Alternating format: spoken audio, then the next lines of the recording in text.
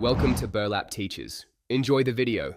You start by confirming the operating system and that you have admin rights, because system-level autocorrect requires permission. Once done, open Settings on Windows or System Preferences on Mac OS. This gets you to the controls quickly. Make sure you know whether you need to unlock the pane with your password. Now navigate to Keyboard or Typing sections. That is the first actionable area where autocorrect lives. This step sets up everything else, so don't skip verifying OS and access. You now enable the core features.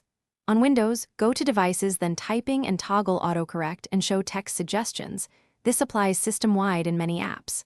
On Mac OS, open Keyboard, select text, and check correct spelling automatically. Add replacements to tailor corrections.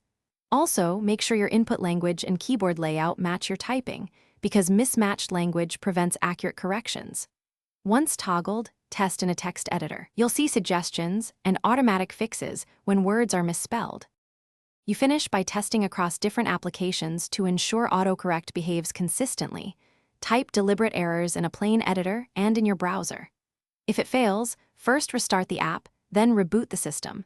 Sometimes language packs need reinstalling or keyboard preferences require resetting. Make sure no third-party keyboard, extension, or input manager is overriding system settings.